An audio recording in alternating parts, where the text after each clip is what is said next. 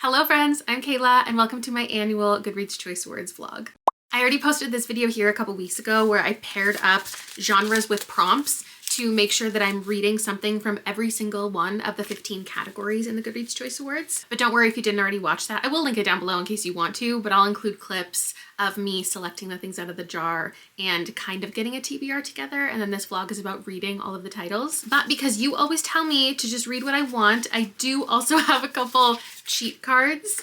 If I complete some tasks, I can earn some of these to omit a category altogether or swap some prompts. So I can double up on vlogs and challenges like my buzzword video, my series vlog, my bingo board that I'm working on. If I read a library book, I earn one. And upon your suggestion, if I donate 10 books, then I can also earn one of these. Goodreads is one of the many websites that hosts some type of awards at the end of the year, the best books of the year, the most read books of the year. There are a couple different voting rounds and hundreds of books. In total, at this point of recording, I have read 26 this year. And I've actually liked most of them.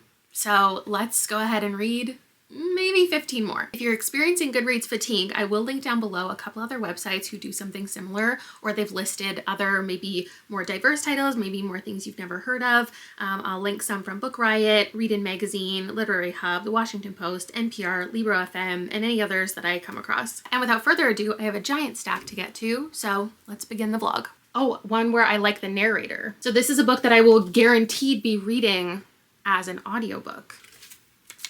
Mystery thriller. Okay. In this category, I have read 0. Yeah, my finger is not on the pulse of 2025 mystery thrillers. Our first contender is Vera Wong's Guide to Snooping on a Dead Man. I think she did fantastically, Eunice Wong, in the first book in the series. I've also listened to her do multiple other books, and I quite like her vocal stylings. Vera had been particularly pleased about using the phrase slip and slide into her DM. I'm going on a girls' weekend. We're just going to a little rental house by a ski mountain a couple hours away. There's a group of us who've been meal planning, Christmas movie planning. I have coloring books, and I think I'll have time to read a couple books. I know part of the excitement for me was to decide the thriller mystery in this video, try out the first chapter of a couple things, and I've just ultimately decided I want to get a cheat card out of the way right away in case I need to make any changes later. And I will be vlogging this for my sequel video, which is already up. I really like the narrator of Vera Wong. I think she embodies this character so well, and I'm interested to follow Vera Wong's journey. I didn't think that's how it would be. Like last year when I finished the first book, I literally said in the live show, I don't think I'm going to continue. And then suddenly it was on my TBR. I like the found family. I like the coziness of this, and I feel like it's going to be just a repeat mystery from the first book, but with some new players. And we're gonna get to see all the same characters again, who honestly I have been missing. So I am going to earn this card by the end of the weekend to omit a category. And I can already tell you it's gonna be one of the YA ones. It's funny because some of the comments were like, oh, we know you wanna delete one of the nonfiction categories, just go ahead and do it. I don't want to delete those at all. I think if I were to read a YA fiction, I would just say the same thing I did the last 2 years, which is like, this book is good. I'm sure teens actively will like it. It's not for me. It's like a 3.5. So I am going to use Vera Wong to dump the Dungeons and Dragons kind of book from my TBR. So I'm halfway through Vera Wong's Guide to Snooping on a Dead Man, and I feel like it's super reminiscent of the first book, enough that it brings back all of the same feelings you had reading the first one. And it's funny because the first one felt kind of like a standalone because Vera is considering closing her tea shop, and this moment where she finds a dead body in there kind of reinvigorates the tea shop. Like, people want to come, they want to see what's happening. And also it gives her something to do outside of the tea shop. So now the tea shop is like a fun portion of her life, or it doesn't feel like it's all consuming because she has this newfound family and she has, you know, a crime to solve. And so it almost feels like in the first book, it's going to end by her closing the tea shop. But as the story goes on, you realize that it's actually a good portion of her life rather than a burden. And so in here, she's just running it as usual, and she doesn't stumble upon, you know, someone dead in the business. It's that she stumbles upon some paperwork regarding a John Doe, and she decides she's going to solve that crime because she thinks that she just met someone whose friend is missing, and she connects the dots and says, oh, this guy who I just found the paperwork about, because she knows someone who's in law enforcement and she's snooping because that's her favorite thing. And this woman I just met, whose friend is missing, maybe this is the same guy. And so now she's piecing together all of these people, and just like in the first book, she gets to know them. She becomes a grandmotherly figure to some of the younger children, and there's just the same warm, inviting vibe to the entire thing. But there's a whole new mystery, and there's all of these culprits, but it's a whole new mystery, and we're introduced to all of these new characters. And in the first book, she would convince herself of why each person did it, and she would interrogate them and freak them out. And she talks to us in here about how she needs to be a little more tactful this time, and she's going to subtly find out the truth rather than just bringing them all together and being like, tell me the truth, did you do it? One thing I'm missing a little bit is she was a real nuisance to law enforcement in the first one. She was constantly meddling and showing up and baking them cookies, and like her just tone was really funny. In this one, I don't find it quite as silly and over the top. I have finished Vera Wong, book number 2, while I was appreciating the similarities between this and the first book. Because obviously when you like a thing, you want the thing to continue to be the same, like have a similar vibe and make you feel the same. I would say in some ways in the second half, I started to feel like it was maybe too similar to the first book in a way that felt like every single reveal was kind of expected. Every person in here had a similar characteristic to someone in the first book, and they all had guilt, like they all felt ashamed about something. And no matter who was actually responsible for what happened regarding the death, they all had some kind of secret that they were holding on to, which is fine, but it felt a little too expected in the way that I would not continue in the series at this point. But I would still give this, I guess, slightly less than the first book. So if I gave the first one a 4.25, this is like a 3.75 to a 4. Still had a great time. Love the warm environment. There was one kind of reveal that was a bigger underground like thing going on, which isn't always my favorite. So that's, I think, where it lost me a little bit, but I still love Vera as a character, and I'm really happy that this is the book that I picked. The Member's Choice. I kind of feel like no matter what I give them, it's gonna be fine. Science fiction, that's what they got last year. This is probably a category that I would have had a hard time deciding what I want to read. I've already read The Compound and Death of the Author, and I loved both of those. Going into posting this poll for my besties in the Discord, I could never have predicted what they would choose. Like, I had no idea. If I had to guess, I would have said that they might have picked The Once and Future Me because they know it's on my TBR shelf, or The Dream Hotel because at one point, I think I put this on an anticipated list, or I borrowed it from the library and gave it back, or something like that. Or Disillusion, just because I read from that author and I was really hyped about his previous release. So maybe I would have expected them to want me to try out that author again. I think Automatic Noodle was like kind of in the back of my mind, but I wouldn't have picked it as my first choice for what they would pick, but this was what they picked. And they'll have to tell us in the comments below why they voted for this one. If it was because of the cover, if it was because it was a novella and they wanted to go easy on me, if it's because it's like short and they thought that would be a fun read, maybe because it seemed like kind of a cozy sci-fi, and there have been a couple of those that I've liked this year. I am really picky with my sci-fi, but I do tend to rate it highly because I'm so selective about the ones that I do end up reading. We're getting a lot of background, especially in such a short book, about where the world is at as far as humans and robots, and how robots have the ability to make their own decisions. And there's this crew of robots who are opening their own noodle shop, and we're getting like fun descriptions about how they're choosing the name for the restaurant, how they're choosing what dishes they want to serve, what all of their roles are going to be within the restaurant, and them kind of arguing about how to run the restaurant. There's one character named Lala in here, which I loved to see. And I think the overall vibe of this and takeaway is one of perseverance.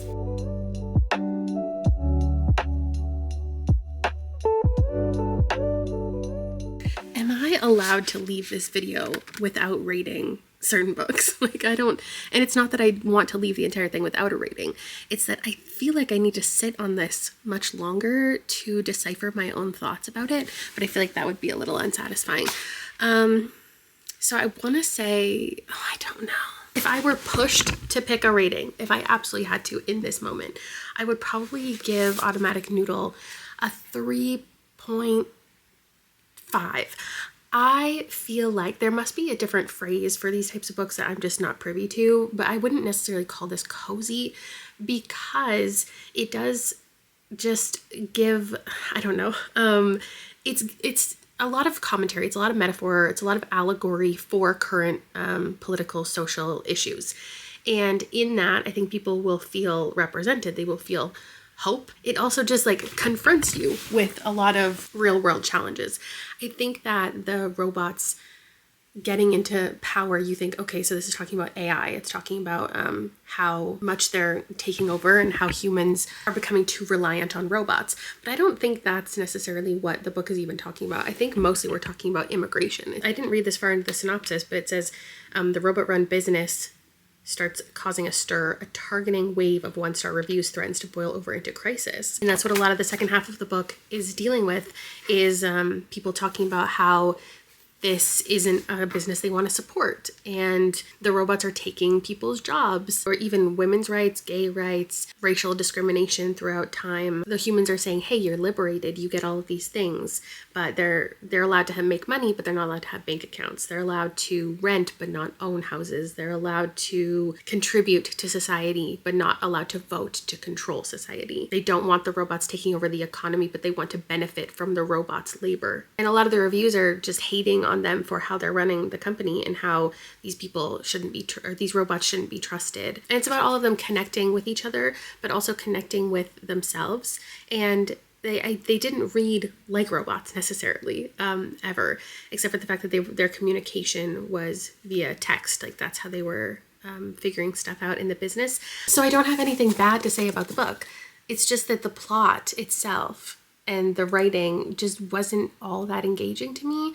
I wasn't like, ooh, can't wait to find out what happens. I was just like, okay, yeah, this is all a big message for something, and I appreciate what we're talking about, and I think a lot of people will connect with this. But it didn't land perfectly for me and my preferences as far as plot, I guess. I can't put my finger on what exactly I didn't love about it, but a 3.5 is a perfectly good rating if that's what I'm rating it. There are a couple that would not work from the On My TBR Shelf one. So let's just do that one and make sure I pull something that actually is on my TBR shelf. My manifestation powers are gonna bring me one that makes sense. Fiction, that's perfect. I was like, wait, do I have any fiction? Of course I have fiction. So I'm getting something off of my TBR shelf, and that worked out perfectly. I thought this was the easiest one. I thought it was cut and dry, something off of my TBR. I have one thing on my TBR, The Emperor of Gladness. But then I remembered I just got my Book of the Month box and I haven't opened it up and put it on my shelves yet, but there is another contender in here, and that's Cursed Daughters. I just ordered this from Book of the Month. It's one of my most anticipated reads of the year. These are both authors I have read a novel from in the past and have given 5 stars. Now I don't know what to do. I think in the vlog I'm gonna have to try out both of them. My plan was indeed to read the first chapter of the 2 books already on my TBR shelf. And I started with one, and unfortunately for the other book, it's not even a contender because I got so hooked into Cursed Daughters that I'm on page 163 in one sitting. I just kept reading and I didn't update you, and now I have to hop on a podcast. I get to hop on a podcast for Libby to talk about favorite books of the year. That episode should be up. Or actually, no, maybe I don't know when it's up. But if you're watching this after the fact and you want to hang out with a bunch of creators talking about their favorite books of the year, or for me, I selected ones that I would most recommend and that made an impact on me, even if they wouldn't end up in my top 10 favorites of the year. I'll link that episode when it exists. But I'm gonna go film this, and then I will tell you what I'm thinking about Cursed Daughters. I'm thinking good things. Like, I'm so hooked, and I usually don't like multiple timelines or multiple characters. That's not true. It's like hit or miss if I like all the characters enough to want to follow different timelines and different characters, especially when we're following different generations. But Oyinkan Braithwaite has hooked me so bad with this one character that I'm enjoying the other ones, but I can't wait to get back to the one, Mo, because we know that she dies. You find that out in the very first chapter. But instead of following that in the aftermath, you get flashback chapters with seeing her fall in love for the first time and all of these first moments of love and jealousy with this boy, and I don't know how she's gonna die. And it's really stressing me out. Then the other perspectives are so beautiful that I'm distracted enough by them. And then when we get back to Mo, I'm like, oh my God, what's gonna happen? Okay, but I'll be right back. Oh my gosh, Cursed Daughters was so juicy and toxic, and I find that I don't always love different generations and different timelines, but I was just itching to get back to each one after I finished the chapter, and it kept me so engaged. I don't know that the story went exactly where I was hoping it would, so I don't think I can give it a full 5, but it feels like I think it feels like a 4.5. So there's a family tree at the beginning that isn't the most necessary. Like, what I do like about it is there's bolded names for the ones that are like have perspectives that really matter. So we have Mo, who dies in one timeline. And then there's another woman named Iban, and she has a daughter named Eni, and she looks so much like Mo. Everyone in the family, because they believe that there's this curse on them already, and they, you know, have spiritual opinions. The curse that they think is that they can't have successful relationships, basically. They also believe that that girl is kind of a reincarnation of Mo. She looks just like her, has the same even birthmark, and throughout her entire life, her family basically doesn't let her have her own identity because they keep calling her Mo. They reference Mo all the time. She feels like she's not her own person. She's desperate to find something that's just hers. So her storyline really revolves around this relationship, and it heavily reflects Mo's as well. And then we slowly understand what was happening with Mo and someone else who is witnessing what's happening to Mo, and just all of these like really intense relationships and this push and pull. I've read some romances this year that really remind me of the vibes of this, like The Favorites and Deep Cuts, where it's just like this obviously unhealthy dynamic, but you also are rooting for the characters. But at the same time, people are so complex and unlikable and messy. There's a lot of generational trauma referenced in here, but also breaking cycles of abuse. And I liked everything this book had to say. I just don't know if it went in this like perfect direction, but I really enjoyed reading this. It was sad. I shouldn't have a smile on my face. Like, if this was a devastating read, and I wasn't sure exactly what the tone was going to be by the end, and it was really heavy. A lot of toxicity, but also a lot of support. And so there are moments that make you feel good, but a lot of like just really heavy feelings. Definitely recommend. It's so different than the other full-length novel that I read from her. Next category, ooh, the runner-up. So whatever book in this category gets second place once the winners are announced, that's what I pick. Oh, the things left in here are concerning. YA fantasy. You know what? At this moment in time, I definitely couldn't predict what the winner would be. Oh, actually, the winner's probably going to be Sunrise on the Reaping. The runner-up's probably going to be a sequel. I know that we're barely into the video, but I would like to address the timeline that you don't know is happening in the background. It's actually already the day that the Goodreads Choice Awards are being announced right now.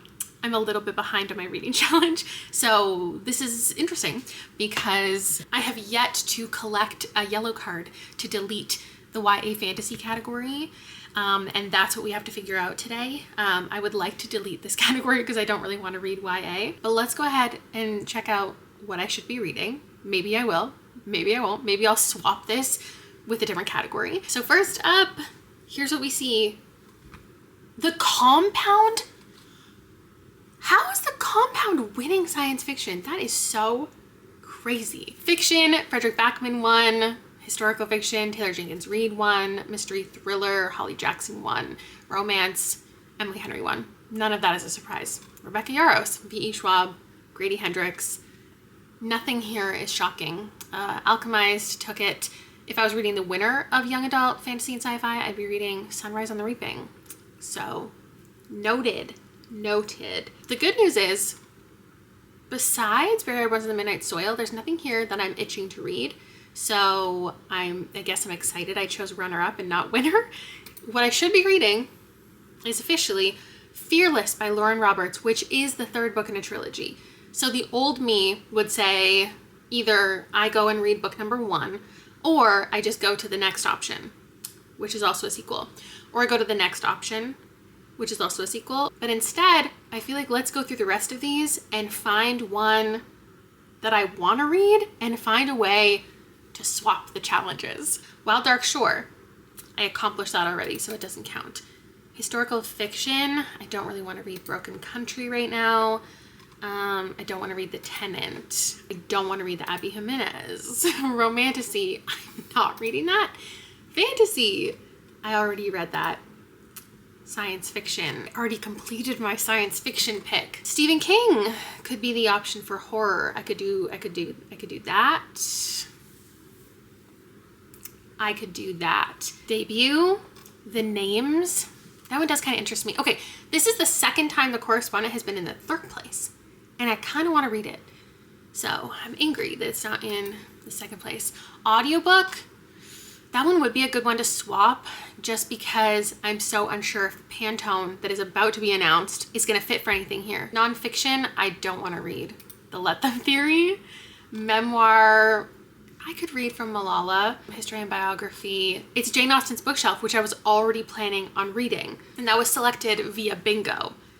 So if I were to swap these two things, then I would have to get bingo to pick something on here I actually want to read. I kind of feel like just by having this here and me already reading a runner-up, I am accomplishing both of these goals with this one. Today I'm doing some book shopping and Christmas shopping, and I figured I would go ahead and earn this before I move on to the next genre. Just to wrap up this little section so I don't feel like in the back of my head I'm still trying to accomplish this, I'm gonna donate 10 books. The first one's easy. It's already in my donation pile because I am collecting all of the Veronica Speedwell in hardcovers. And this is the second last one that I needed, and I can get rid of the paperback now. Now I know some of you may want to go under my couch, get rid of something there. I don't think I'm ready for that, but I will go inside my closet and grab a couple things. It's shitty because there are like 30, 40 something books at the bottom of my closet that I'm already getting rid of at the end of the year because I didn't like them, but I have to hold on to them for my like everything I read this year video. Okay, I mean, this is an embarrassing one.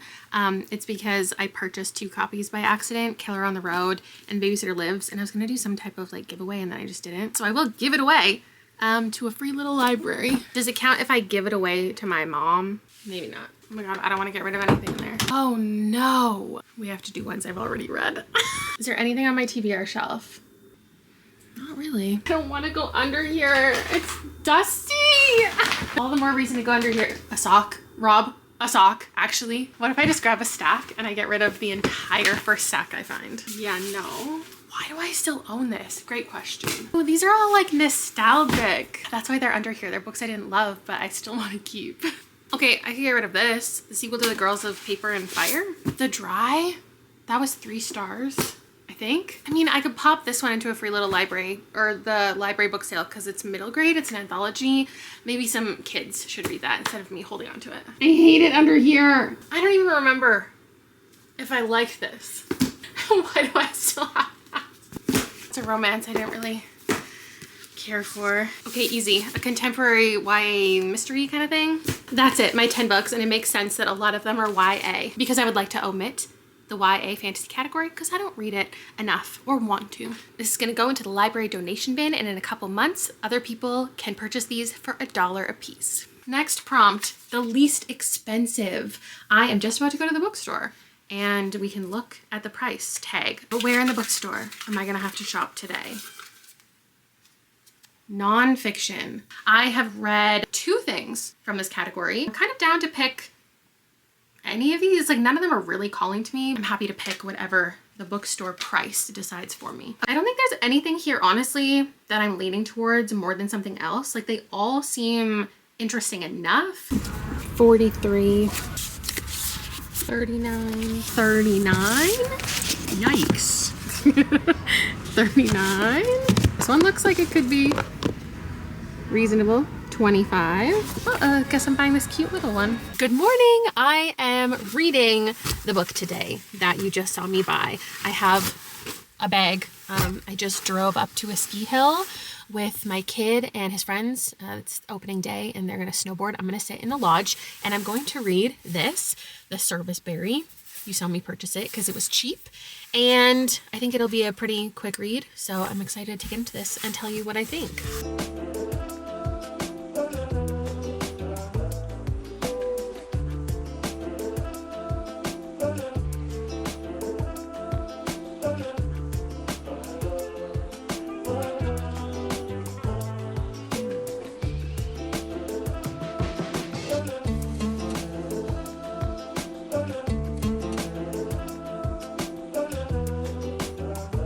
Let's take a gondola ride together while I give you the quickest review of anything in this entire video.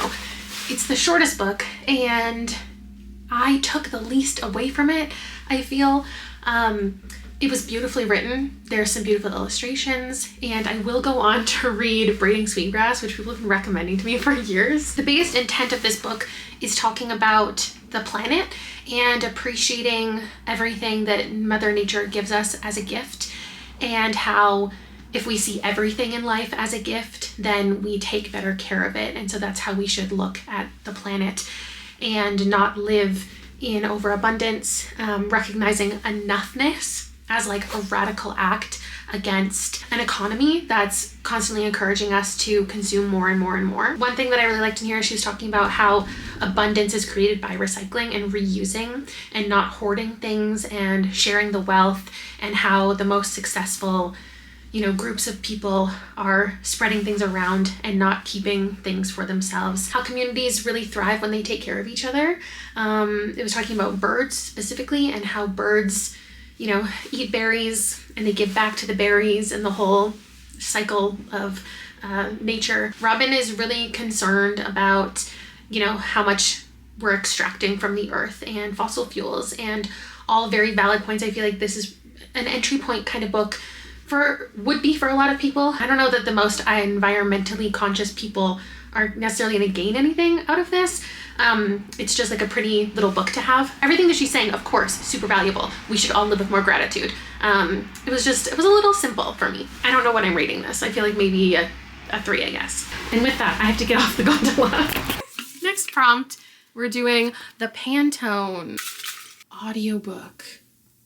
Interesting. Oh God, there are so many things I do not want to read here. Pantone color of the year is something I care deeply about, finding out what that color is going to be. In the audiobook category this year, there is a lot of reds and oranges and yellows. There's also quite a few greens. I think there's a chance they go blue, maybe like a green, like a seafoam aqua, a deeper kind of teal. Those are my predictions if they go blue. What I want is something in the yellow range. I'm always asking for a mustard yellow. I don't think they'll actually do it. And then I also think this could be the year for purple, because if we look at the last 16 years of the Pantone colors, it's been a minute since they've done purple. I don't think that there's anything in the audiobook category that I am necessarily excited to read. I know everyone wants me to read Atmosphere. I think I would pick The Correspondent just because I've seen a lot of people talking about it the last couple days. Okay, so you just saw me already at the ski hill reading the book, and now I'm still here. We're back in time, but I need to have another book to read today, and I brought a supply of goodies up to the ski lodge.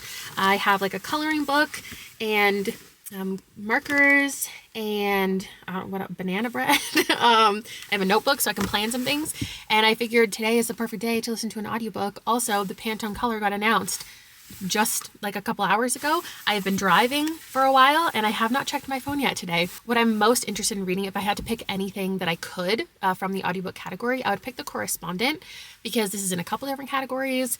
It intrigues me that people have been talking about it so much, and I had like never heard of it. And I know it's an epistolary novel, so it's written in letters, and I think that would be really enjoyable to read physically or audibly. So yeah, we're gonna hope that one of these covers matches the Pantone color. I'm opening Instagram. I feel... What is happening? What is happening? I was gonna say maybe it's not loading. I feel like it's gonna be the first thing I see on Instagram when I open it, and indeed it is. Is it white? I'm sorry. Is this a joke? Cloud Dancer, a lofty white neutral. That's the craziest thing that probably could have happened with the Pantone color. White is the Pantone color. Okay. I mean, is the background of The Correspondent white, or am I tripping? This is the best thing that could have happened for this, because I can pick whatever I want. Let me look at the audiobooks because I don't have it pulled up. What the heck, if the background of The Correspondent is as white as I think it is. Yeah, not only is The Correspondent a white background, but I think it's just slightly off white and matches literally perfectly. I think Nobody's Girl also would definitely work for this. The Next Conversation. See, Awake, the background is a little warmer, so that one wouldn't quite work, but every single one of these has like a white title or some kind of white on it. I really could have picked anything. Oh my gosh, I'm so excited to read The Correspondent. And it's like birds, and it's in the sky, and that's also kind of what the Pantone is representing, right? Clouds, and that's so fun. I'm reading 2 little bird books back to back. That worked out so perfectly. And I'm surrounded by snow. The whiteness is really everywhere. What are people saying about the Pantone pick? Is this rage bait? It's giving white supremacy. Did Sydney Sweeney have a say in this? Color is canceled. Recession's hitting hard. Just when millennials started putting color back into their homes. Try again, maybe. You know what? My feelings about this are obviously it's uninspired. I think the color of the year often has an influence or is representative of something and influences how designers go about their year and what they do and what they lean into, and just like it's a trend forecast. And white is just pretty stupid. Like other places do colors of the year, like house paints, you know? This makes sense for them. This is stupider than the literal poo color we got last year.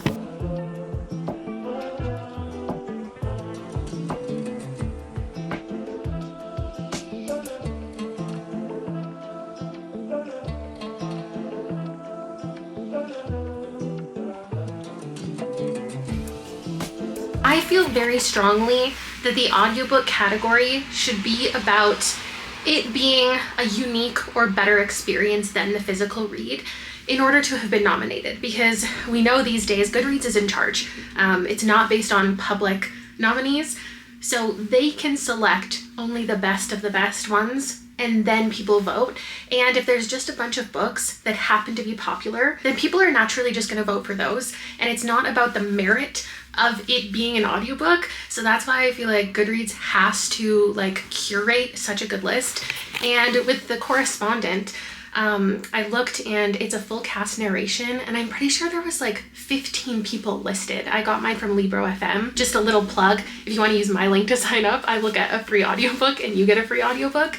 They help support your local indie bookstore. Definitely a better competitor than anywhere else in my opinion. They have some sales around this time of year for gifting bundles, and you can just gift yourself a bundle if you want. So I haven't started listening quite yet. I barely even know what this book is. It's people writing letters to one another. I think it's going to be an emotional read, seeing how many people have been speaking about it in the last couple weeks in my feed about how it's like really made an impact on them. I can't wait to see what that means, but I don't even know who we're following or what's going on, so I will update you. But I'm just excited to be consuming this as an audiobook, because I think it's one of the books in that category that definitely should be nominated for that because of the production, because of the amount of people involved. And I understand one's being nominated because the author maybe reads it themselves if it's a memoir, but I don't know if that automatically should make it something nominated just because the author is someone that like everyone has heard of. I digress. Actually, I don't digress. I want you to tell me if there's any audiobooks that you think, because of your experience with it, should have been nominated. What's like a really good audiobook experience you had this year? I'm gonna think of some answers before I check in with you about the book. I will have a couple that I would recommend more as an audiobook than even a physical read when I come back. Okay, the ones that came to mind for their amount of narrators, the favorites, the appeal, You Are Fatally Invited. Oh my god, the snow is like ice shards hitting me in the face. And then for production, like sound effects, I would say Whale Fall and The River Has Roots, because they have little other elements that come into it. And then audiobooks that I did like because of the narrator specifically, I really liked The Possession of Alba Diaz. I really liked A Psalm for the Wild Built. Oh, and then An Egyptian Cannot Speak English, because that's one of those books that doesn't establish who is speaking at the beginning of each chapter. And the audiobook has different narrators, so you won't get confused at all if that's something that happens to you in a physical book. The Correspondent is about this woman. She is losing her vision. She used to be what was it called? Oh, a clerk working for a judge. And at the beginning of the book, you don't know any of this stuff. Well, I hope that's in the synopsis. That's as much as I'll give you. I don't think I'm that far into it. I'll actually maybe like a third of the way in. And she's like writing letters to people just about her life and her circumstances. No, just like checking in with people. And so you get an idea of the people in this woman's life, I guess. Authors that she loves, people that she shared correspondence with, her passion for writing. And you get a little more insight into the life that she's currently living with letters from people. So like a person, I guess, she put away into jail helped move that forward. He's sending her a letter that's like, I hate your guts. And then she gets a letter from her daughter. She's concerned about her mom losing her. She doesn't really know about the vision loss, but is concerned about something that just recently happened to her. Oh shoot, the boys are back. I cannot be seen filming. Liam will kill me. I'll be right back. Okay, what I had started saying, I have the physical book. I bought it a couple days ago with my mom. Actually, It might have been literally yesterday, which is just such crazy timing because I did not know that I would get to read this. But she pointed it out at the bookstore and said she wanted to read it. And I was like, me too. And I was going to find a way to make it happen because it's in 3 different Goodreads categories. But she is sending letters to somebody complaining that her daughter is trying to influence her life and giving her advice. And then in that same letter, she gives unsolicited advice to someone else about their parenting. And I feel like it's definitely exuding a certain generation's views. She's charming, but she's frustrating at the same time to be reading. It was reminding me of the correspondence of 84 Charing Cross Road. And then the book halfway through, I'm halfway through now, I just paused, it referenced 84 Charing Cross Road. Her daughter, I think it was her daughter, she was like, your correspondence remind me of that book. What's actually crazy is I just put together my little graphic because I do a post related to the Pantone color every year. And I pulled an image of this next to the Pantone color. It's literally the Pantone color. Like it's actually the Pantone color. I have done no editing here. Side by side, it perfectly blends into the Pantone color. I was shaken beyond belief. If I put the other 2 like white background covers, you can see one is clearly white and lighter and one is darker. And I obviously wanted to pick this because I wanted to pick it, but it is the correct pick also. And I just think that that's so wild and my powers are working overtime. Has it picked me the perfect book? I'm gonna say no. At this point, it feels like a 4. I appreciate what it's doing. I also gave 4 stars to Charing Cross Road. I really like the idea of this book. There's a lot of things happening in it. She just did a DNA test, and at the same time, she had an opportunity to go to an event, and it's like whether or not she went. And then everyone after these facts are talking to her about the things that she's learning and the things she's doing or isn't doing. Oh my God. This is mixed media, right? So I could call this hitting one of my bingo prompts of the year that I haven't hit, and I didn't know how I was going to get that one because some of them are emails, some of them are handwritten letters and postcards, and I think this totally counts. I'm really glad I ended up reading this one. I think it's a good recommendation to have in my back pocket. I think it would have a pretty wide appeal. I feel like it's a 3.75 for me, but I might just round it up to a 4. I ended up reading a good part of it physically with the audiobook also on, and that was a good experience. The audiobook narrator, especially for Sybil, our main character, really put her whole something into the narration. Like there were moments where she was choked up. There was moments where she was pausing, really grappling with her feelings in these letters. And there was one letter in particular that hit hard and I almost teared up, and I could see other people absolutely sobbing over this book. Just the idea of getting to this age, almost 80, and thinking back on your life and your regrets and grief. And it's equally sad and beautiful because she's talking about how all of a sudden, near the end of her life, it feels so full, and that's not what she ever could have anticipated. We're only getting correspondence, and so we never get Sybil's narration, just like telling the reader how she feels, so it has to come through letters. So she'll write the same kind of letter to 3 different people, but giving a little more insight into the situation with another character and how she's actually feeling about it. And it just feels very realistic in that way because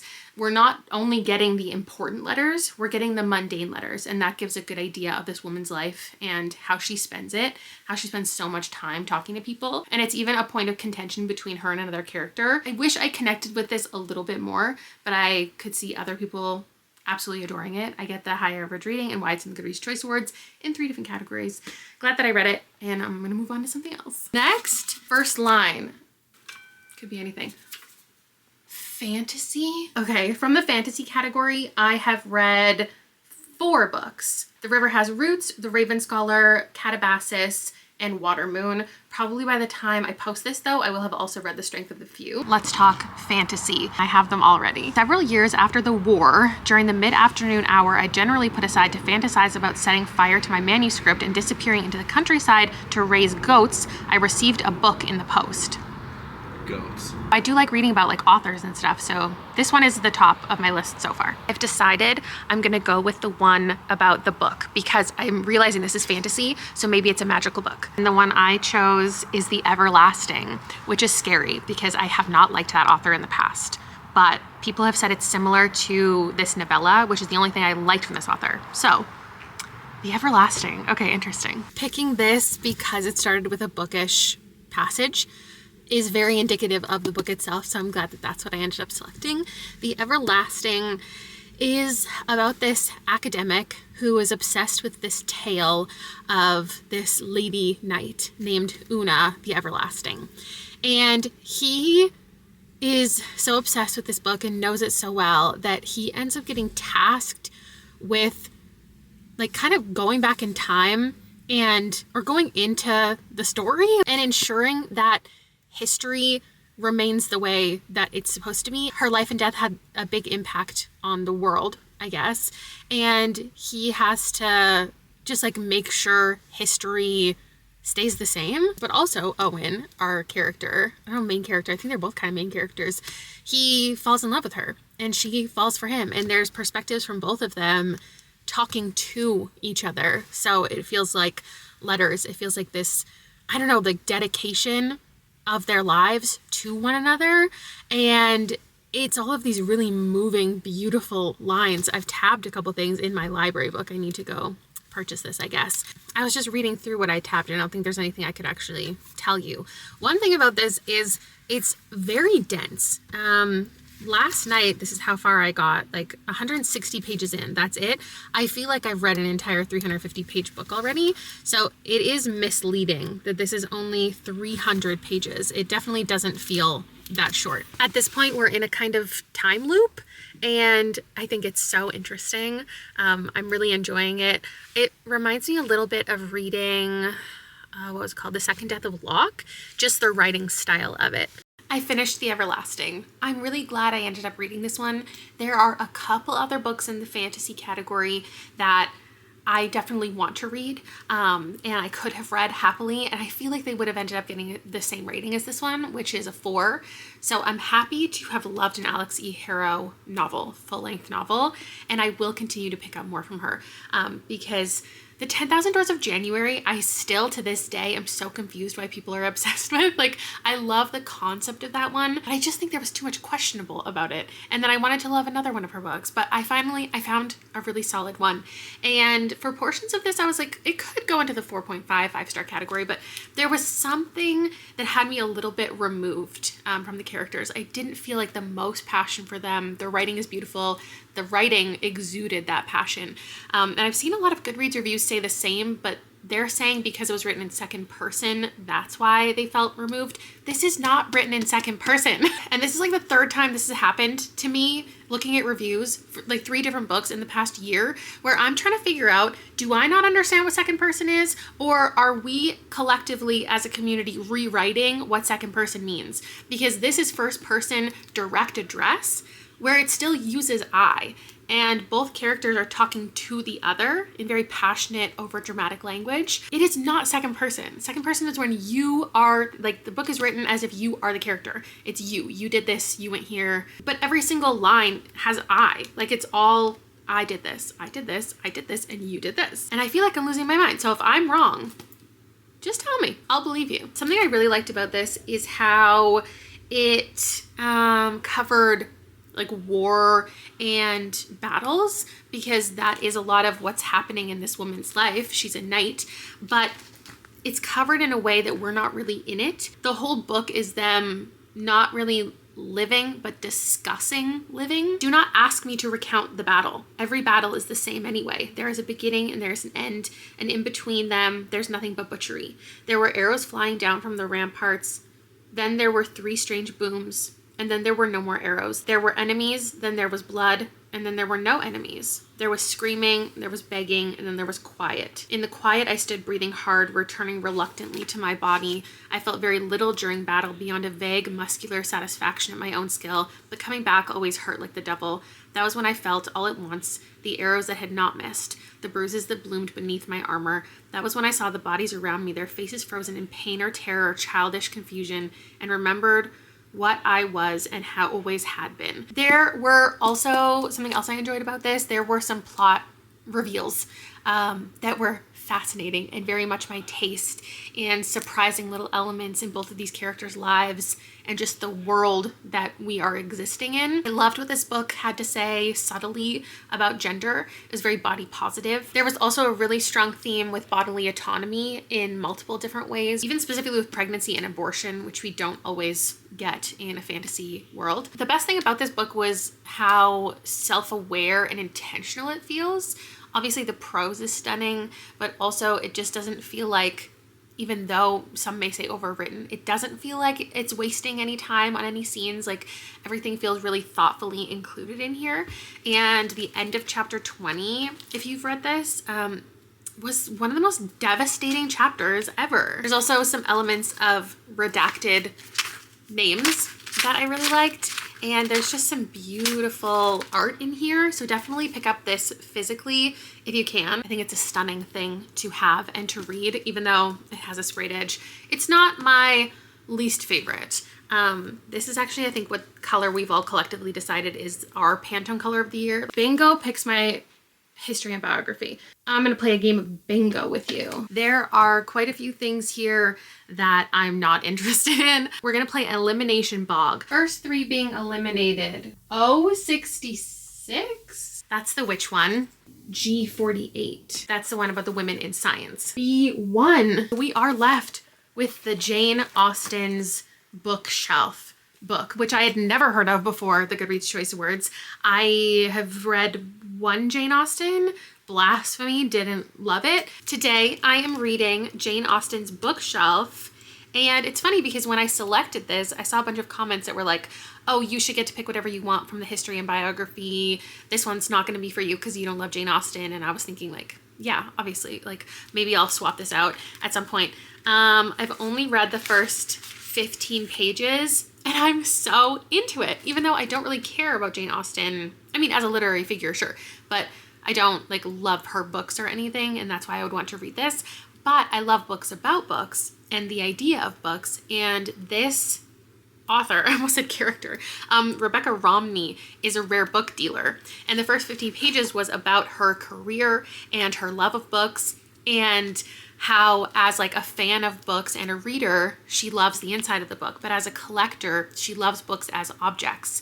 And she cares about how it was constructed and the history of the book and who owned it and like how many copies there were and which copy people might have owned and why they want certain ones. And I loved this line where she said, to call Austen the first great woman writer in English really is to call her the first British woman accepted in the Western canon. And in her like journals and books and things, she references other authors. And Rebecca really wanted to highlight all of these authors who came before Jane Austen who are often forgotten or delegitimized or like dissed because they're not Jane Austen, they're not as good as Jane Austen. But I guess in the book, she's gonna go through each one of those authors, it looks like, and give a biography on that person. And I think that's interesting because I probably have never heard of any of these people, and it'll be interesting to know how they got into writing and what they wrote and what Jane Austen would have read from them. And you can just tell in these first 15 pages how much passion she has for Jane Austen. Is so subtly covering elements of her books already and where she might have gotten certain themes from. For example, the phrase Pride and Prejudice itself came from an author named Frances Burney's novel Cecilia. And maybe that's like a well-known fact about Jane Austen, but I definitely didn't know that. And I hope after the intro, which was super enjoyable, I will care equally about the exploration of each author and what they have written. And maybe my goal will be by the end of this to allow Rebecca to convince me of one book that I have to pick up based on how she pitched it. I love when smart people write books. I love getting to read something. Like the whole point of this Goodreads Choice Awards is one, to read books that I haven't gotten to by this point in the year that I've always wanted to read. Two is to like make some entertainment for you. Three is to find books that I never would have read that everyone else is talking about, and under no other circumstances would I probably have read this. This is fantastic. This is how to write a fucking book. I know most people are gonna skip over this section because it's not the most exciting. Let me tell you, this is the best book of the video. If, like me, you are someone who hasn't really read many biographies since you were in like high school and you had to in order to write papers, And even in those cases, you were reading excerpts. And so your idea of a biography is this person grew up in this town. When they were this many years old, their mother died. When they went to this school, they met this woman. When they got married, like, biographies sound so boring. Biographies are not boring. And even last year in this video, I read The Small and the Mighty, which is such important people it's covering. Great, like a great focus of that book. Terribly written, like genuinely poorly written. And this is that exact same idea, just going through multiple different like people and situations. But this is so incredibly penned. Like the way that she integrated her own life, Jane Austen's life, and each of these authors' lives, while also giving little nods to the current social climate and just little moments where you can tell how passionate she is about books. This was phenomenal. I wanted to wait until I finished the entire thing so I could find a way to summarize this quickly and not try to like explain to you who the authors are and what I learned. This author has such a passion for other authors, the people who came before, not just giving a proper bibliography that takes up so much of this book, but woven into what she's telling us, she references biographies that she learned from and how the authors wrote those and what they shared. Also, every chapter is different. It's not like, okay, if each one is covering the person's life and what they wrote, and then how Jane Austen might have been inspired, and then also how Rebecca came across that book, or, you know, her favorite edition of that specific book or whatever, those three different things are not happening in the same order in each of the stories, or each of the, they're not stories, essays, biographies, whatever. She's always just mixing things up and keeps it very engaging. And then she slips in like random little things throughout it, like how to remove a sticker from a book properly, why she thinks people love to reread. She's talking about such classic literature, such old books, and obviously she has so much knowledge and passion, but she also doesn't make this stuffy and doesn't make herself above everyone and keeps things really modern. Like she casually slips in, oh, I listened to this as an audiobook, or oh, when I took my daughter to the mall, she was reading manga. And then like she talks about the behemoth that is Goodreads and like references, this is, you know, one of the least liked books from this author. It has this rating on Goodreads, even though we know that's not, you know, the only place to go to look for reviews and it's not the most accurate and whatever. She also somehow recognizes and is writing as if the person reading this has never heard of any of these authors before, but also has these little subtle things so people who do know these people don't feel like they're being spoken down to. She'll say like, you might have heard of this person. I know that I read them in this situation. And based on all of the references she gives for other biographies, like clearly there are these big, long books about a lot of these people. And she has found a way to cover each one in maybe 30 to 40 pages each. Like, how do you pick which part of their life is important enough, and how she made the connection between what Jane Austen might have read and how she might have taken a part of this book that was based on this part of this person's life and put it in her own book. Like some things, I learned so much about Jane Austen because I don't know anything about Jane Austen, but like I know now that one of her books was a reworking of one of this other author's books that was written 60 years before. Like I didn't know that. She aligns the past with the present so well because we're obviously talking about a lot of women who didn't have autonomy, who didn't have control over their lives, who were owned by their husbands, their fathers, who had to push to make a space for themselves, who often couldn't, and how their career might have looked if they could, and what they did with what they had. And she also talks about how like this is really reflective of even current situations when back then it was only men who were prioritized, and a lot of people wanted to attribute so much of these authors' writings to their husbands. And even now in the classroom, there are parents who are pushing certain books out of the classroom because they still want to prioritize the white men that everyone's been talking about for centuries. There was so much pressure on these women if they did get the opportunity to write, or they made the opportunity for themselves to write, that their stories had to be moral, that they had to write in a certain way to appeal to certain audiences. And she also critiques people who've written the other biographies. She'll say things like, this woman had 12 children in 12 years and she lost all of these pregnancies, she lost all of these children. And she at the same time was writing these great novels.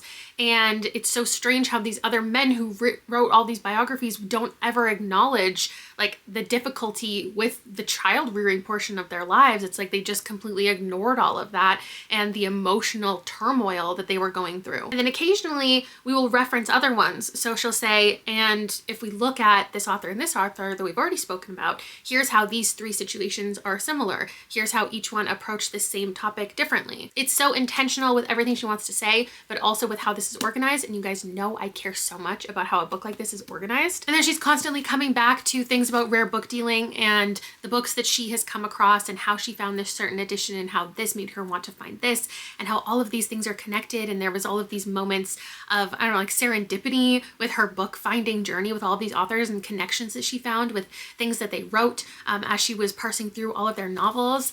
The one that I was really sold on is Charlotte Lennox, who I've never heard of before. Maybe you have. She wrote something called Shakespeare Illustrated. And it was this book that critiqued Shakespeare in a time in history when like nobody was really doing that. Everyone was singing his praises and she was critiquing him.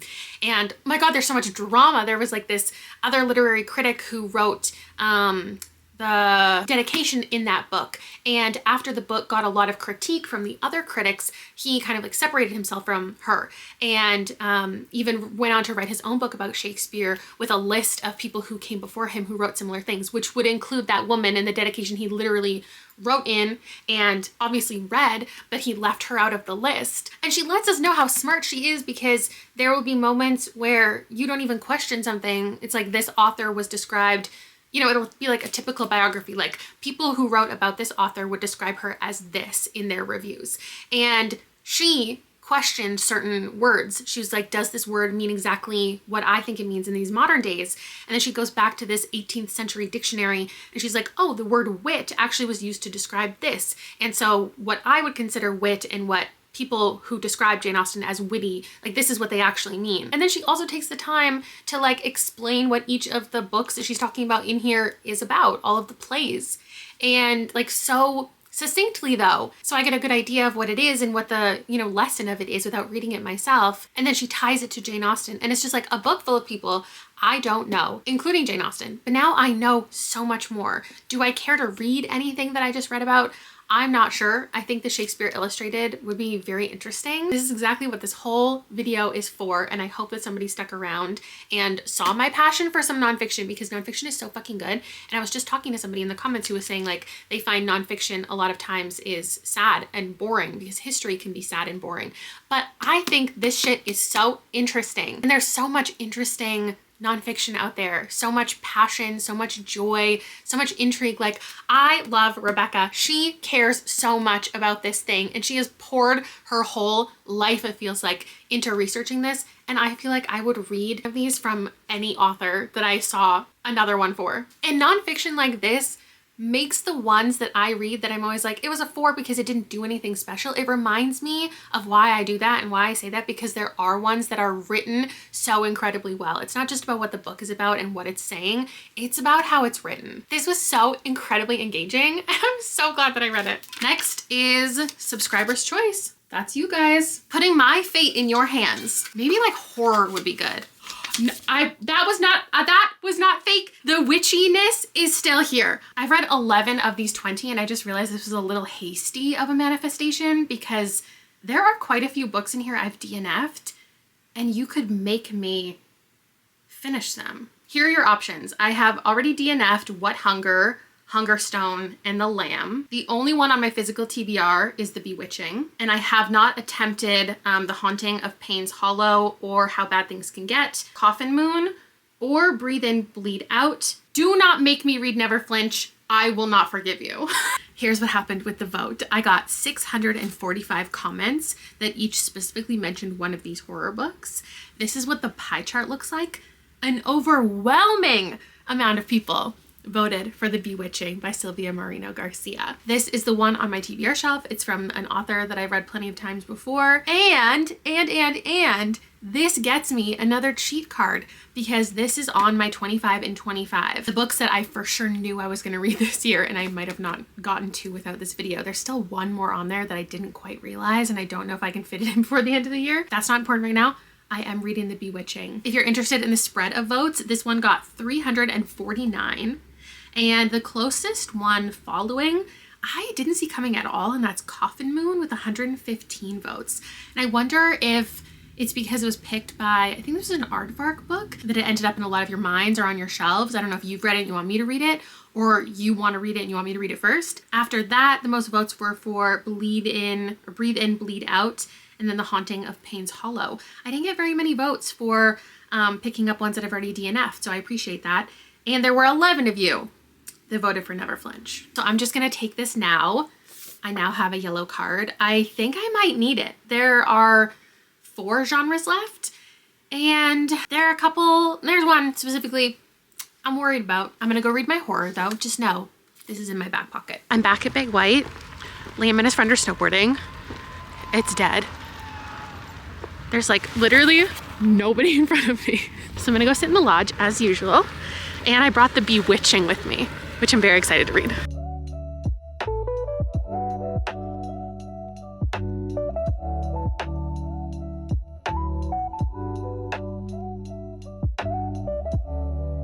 I learned from last time the echo in here is kind of obnoxious. Hopefully it sounds okay. My outfit totally matches my book today. This is about a woman who has a scholarship for this university, and she is working as a resident something. Like she's in charge of a couple buildings and the other students. She is working on her thesis. She's kind of stalled out on it, but she's trying to find inspiration with this author. What's fun about it is she's talking about Beatrice Tremblay and the book that she wrote, who's a fictional character, obviously. But there's a bunch of actual historical authors like being mentioned in here in relation to her, like people she would have talked to, and that makes it feel really real. She has this one issue with another student, but it also kind of feels like they could have a little romance. I really can't tell.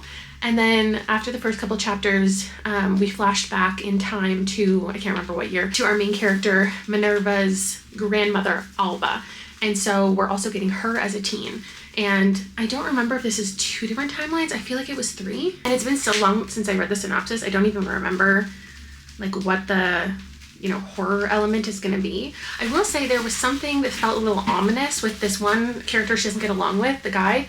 He has a roommate who vanished, but in a way that's like, oh, he just left the college, but his stuff got left behind. So I think something's happening with him, and maybe it's related to all the storyline from the past. The boys only boarded about 3 hours this time, and I got almost 3/4 of the way through The Bewitching. I feel like at this point, I'm still waiting for the horror to come into it. It's got like the eerie, witchy vibe, but it doesn't feel like horror. It feels like a mystery, 3 mysteries in fact, but I'm sure they're all connected, and it's like a witch who's stealing all these people. We do get a 3rd timeline, which is Beatrice's, the one who is writing the stories that Minerva is obsessed with.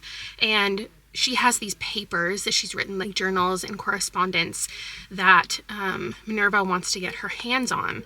And something that I do like about this is a lot of times in books where there's like a letter or a story or some kind of document, it's split in and amongst the rest of the book. And I get it for the book, but it doesn't always make sense within the story. Because like if our main character only reads a chapter of something, meanwhile like they're actively trying to figure something out, and yet it takes them the entire book to read like one letter, it feels so silly. And so at least this one, there is a good reason for it. There is an explanation for why she's only reading a piece at a time, and that's because the woman who has those letters, she was friends with Beatrice, and they have somebody who was missing named Virginia from their timeline. So in all 3 timelines, they're all kind of learning about witchcraft and the evils of the world, how to ward off like spirits and stuff, but there hasn't been any active danger. It's just like these very ominous kind of things. Like if you put a pair of scissors under your bed and the next day it comes out rusty, like that means there's an evil presence. And the main plot is that there's someone missing in every single timeline. So in the grandmother's timeline, someone went missing.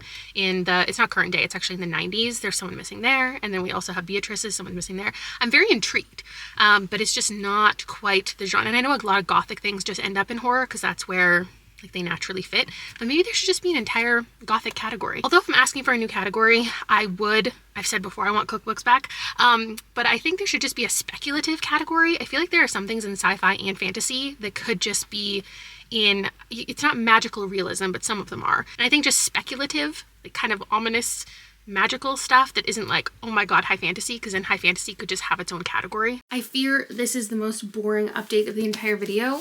Meanwhile, it should have been the most exciting category of the entire video, because you and I both love horror, or love when I love horror, and this was a 3-star.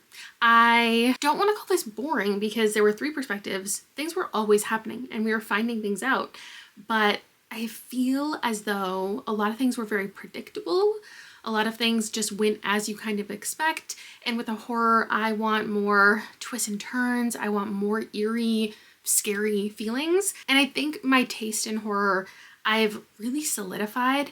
The ones that I've DNF'd, I feel good about DNFing. The ones I never wanted to pick up to begin with, I knew I shouldn't. There's a reason this one sat on my TBR for months, and I think it would be okay. I didn't think it was gonna be my new favorite, but I really did want you guys to pick it because it's on the list of things that I desperately wanted to read. I wasn't obsessed with Mexican Gothic the way that everyone else was, so this is not a big surprise, but there has been Silvia Moreno Garcia I have loved, and I just don't think I have anything really to say about it. I don't have anything to add to what I've said before as far as the plot. Oh, one thing that I was talking about and then I stopped talking about, the way that the book like makes it make sense that she's reading the sections at different times is because the woman that is allowing her access to her dead friend's papers, she's just a very stuffy older woman. She's just very set in her ways and she doesn't want to be bothered for too long. So she's like, you have an hour max in my house and then you can come back next week and do this again if you must look at these papers. Like, I'm being so gracious letting you in here, but it's going to be for a very specific period of time. I don't think there are any objective flaws about this, and I stand by there should be another category because I wouldn't call this horror, and I don't actually really get the girls who are absolutely gagged by this book this year. Being in the Goodreads Choice Awards, sure, but my friends list is full of like 5-star glowing reviews, and I don't think I really get this one. But I'm really glad that I finally read it, because if I went into 2026 with this one still on my TBR shelf, like an anticipated 2025 release that I actively bought the week it came out, full price, that would have bugged me, because there are a couple more. I don't need to look at those. Let's go on to the next. Next up, my favorite cover. Historical fiction. Favorite cover in historical fiction. I haven't read anything from this category. There are covers that I like though. The Amalfi Curse.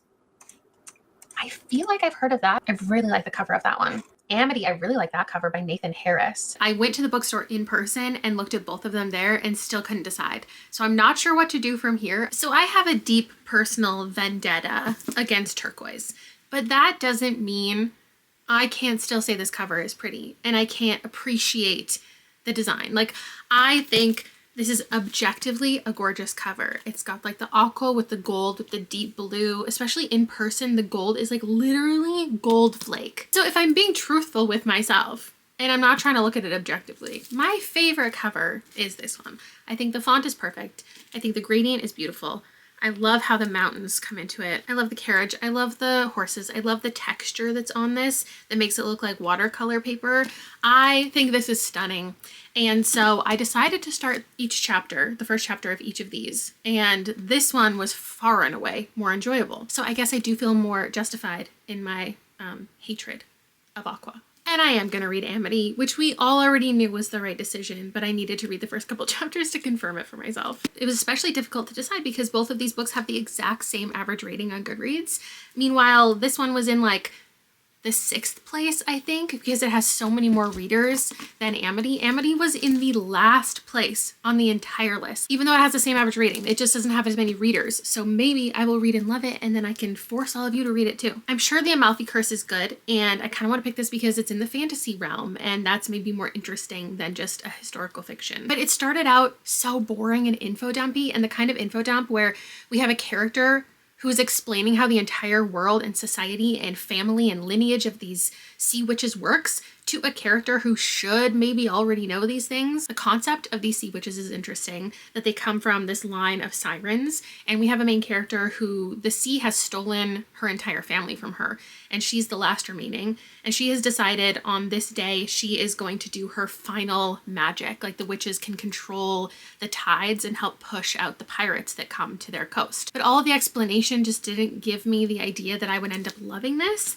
Meanwhile, this one, without knowing what it was about, I was so enamored by the first couple chapters. It's about a young Black man in servitude in Louisiana in 1866. His name is Coleman, and he's been with this one family his entire life, along with his sister. He might have the opportunity for some semblance of freedom, but he's also too scared to go outside of what he's used to, and risk the semblance of safety and consistency that he does have. He and his sister have made friends with the daughter of the family, which that family does not like, though the father of the family has become obsessed with Coleman's sister June. In fact, when he leaves the family to go to Mexico for the opportunity for a new life, like land and things, he takes June with him. And Coleman has spent the last 2 years wanting to get her back, but again, not willing to go outside of the norm. And this opportunity arises where this guy comes to the door and he's like, okay, the man of the family wants his family back, so you're all ready to come to Mexico with us, including Coleman. So they all get on this boat, they're headed there, and on the boat ride, Coleman uncovers that the family wasn't actually invited. Only Coleman was invited because June, his sister, left, fled away from this man who wants her more than anything. And he thinks that the only way that June will come back to him is if Coleman is there to lure her in. So the whole family's headed to this man. This is at the end of the second chapter. And he, I guess, doesn't know they're coming. And Coleman is going to be tasked with doing this thing. And there's just so much stress. And then I saw that the third chapter begins with June, 2 years in the past when they first go to Mexico. And now we're going to find out what she has endured in the last 2 years and how she escaped him. And I'm just so intrigued to see where this story goes. I finished Amity. I thought this was fantastic. And with it, I read a library book and earned another card. So with the rest of this video, I can really do anything. Anything could happen. This is gonna get 4 stars from me. I feel like the pace was really good. I've seen some Goodreads reviews saying the opposite, but I found it perfectly paced as far as both characters that we're following. The action parts, there wasn't too much action. It was a lot of mundane stuff, but I think that made a lot of sense for the story. It had so much heaviness, but it was filled with so much hope.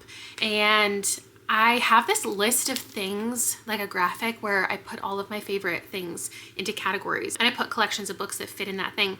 And I'm just realizing now, connecting a couple different books in my mind, that I love stories where there are 2 different characters who are trying the entire book to get back to one another.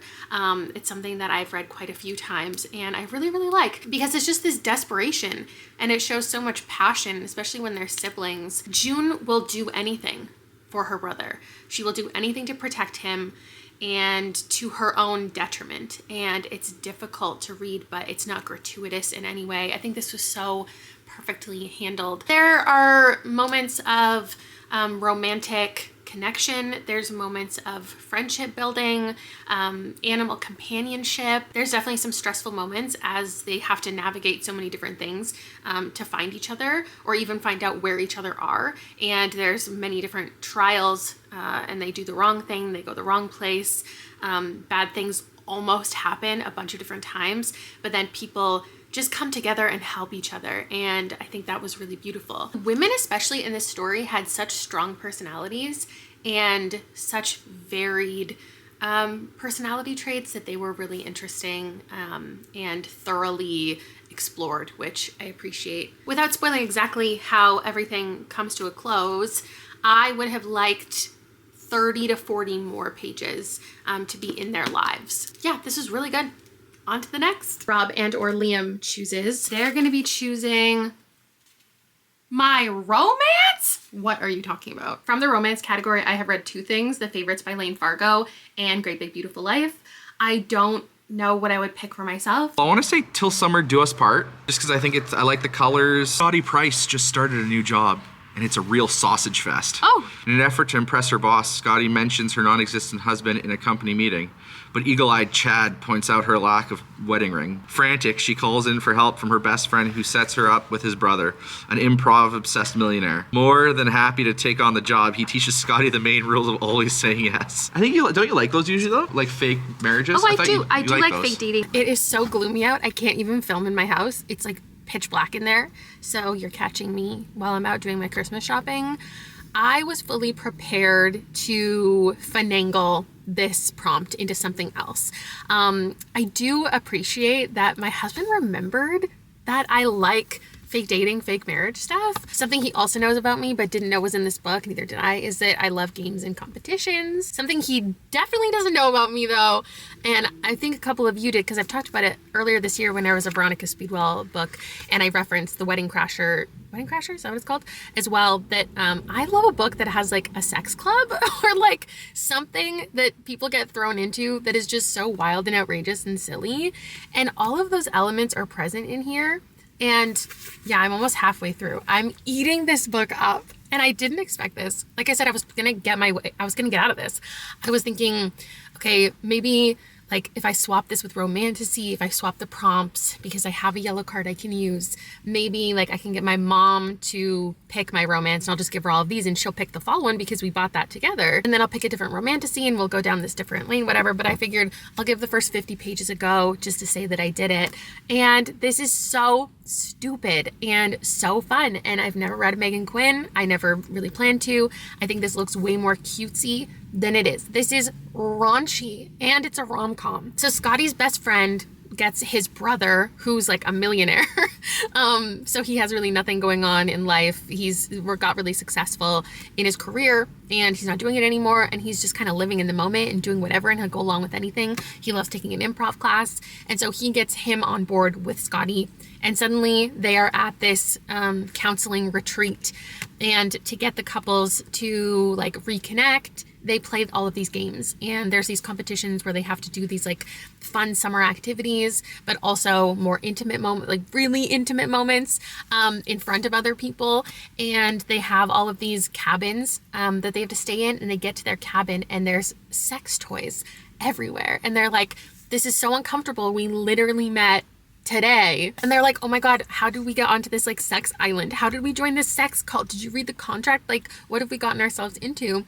And they have to pretend like they have this marriage, but they also have to pretend that their marriage is on the rocks. So every time they see each other, because all of her coworkers are there, and she's the one who said that her marriage is in a disastrous state. So they have to like fake all of these fights, and they're so over the top and so stupid. I feel like a lot of you might hate this book because it's just arguing for a lot. And usually that's not my favorite thing, but because they are both in on it and they're having fun with it, it's not like it ever veers into territory where they're like, oh, whoa, that went a little too far. Like that actually hit home. How dare you say that to me? Like they both are going into it with this pretty lighthearted vibe, and they will just play off of each other to the point that it gets absolutely ridiculous. Every time they talk to this counselor or the other people that are there, they're faking this entire life and they just like feed off of one another until it gets more and more ridiculous. Like the fun parts of their fake relationship, the bad parts, it's just all amplified. And I already feel like the one way this book is gonna let me down, because it happens all the fucking time, is when we have a character who's lying to the people around her. We have to have this moral lesson by the end where she comes clean about everything and then gets in trouble, but she learned a good lesson by the end and she fell in love. And I feel like I've read that too many times. And she's obviously going to have to admit to everybody eventually that this relationship is fake, and all the dude bros at work are going to be like, oh yeah, I knew it all along. And it's going to get really annoying because I don't need books to have a moral lesson like that. She could just keep lying and end up with Wilder anyway, and she could just continue to pretend like these are coworkers. It doesn't really matter. Another thing, this is a totally different cover because I went to the bookstore and this is the only one that they had. And I don't know if it's a special edition or if all of them have illustrations, but there are pictures in here. So if you like that kind of thing, it's in here. My favorite thing is how communicative they are. And he is just genuinely a nice, kind, positive guy. And he's obviously going to rub off on her in a really positive way. She did come out of a pretty bad divorce relatively recently. And he's just the soft, thoughtful guy that she totally needs. Like every time they fake argue afterwards, he's like, you okay? Like, was that okay? Are you all right? I love them together. I kind of love this book. I have a bunch of errands to run today and Christmas shopping, so I think I'm gonna grab the audiobook. It's told in duet, so we'll see if I enjoy that. Mostly I'm just happy that 250 pages in, they haven't gotten it on yet. So it does feel like a slow burn, even though they're having to have a lot of really intimate conversations with each other because of their surroundings. And like, what kind of campus is? Like, it's so silly. How would people actually get into this scenario? But I'm eating it up. I am done everything I planned to do today, and I got to chapter 24, so that far in. I still really like it. At this point, I feel like because of how it wasn't sexual, but it was like sexual adjacent, you know what I mean? Like we had a bunch of sexual jokes and innuendos and references, and like they were surrounded by stuff. And now that things have happened, I feel like we might just be embarking upon 100 pages of steam. And I don't think that's my favorite thing, but I would love that instead of like drama and intensity and angst. And that's not the vibe of this book. Like I think it's gonna stay rom-com-y. No doubt there's gonna be some hardship for them to like help each other through, I'm sure. And like if they kind of fall apart and come back together, it's just, I know it's not going to be really heavy and intense. And that is a tone I really, really like. So because I know that's not really to come, I just can't imagine this book doing that. I feel like it's just going to be steamy scene after steamy scene because we just kind of got two back to back. What I'm liking about this most is the pace. Like a chapter will end with they're about to have a conversation or they're about to go do something, and then the next chapter starts with that thing. Like it's just it's moving pretty quickly, and there still remains really fun, stupid challenges and competitions, and they're just like having to paint each other. And because it took quite a while to get here, considering how much sexual talk there was, I felt the tension for pages. And I definitely am going to stop listening to the audiobook because listening to those scenes is not my favorite thing, especially in public. So I'll let you know my final thoughts when I get home and finish it. This is not a 5-star romance, but I want anyone who wants to get in tune with what I'm looking for in a romance to read this, and then you'll get it. And then you can recommend me other things. Please, can everyone start recommending me things like this? Tonally, this is exactly what I'm looking for.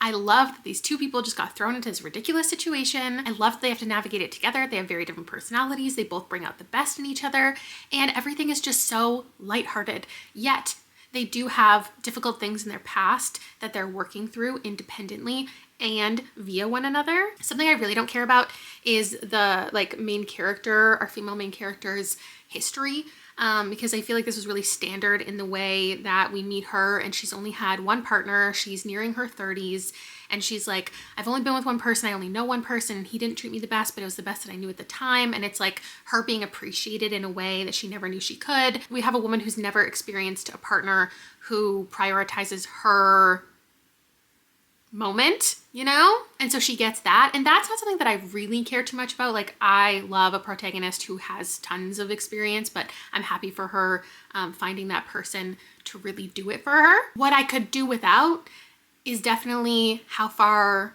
the dirty talk went. It wasn't like so explicit, overly descriptive like some authors go. They're just like way too far with it.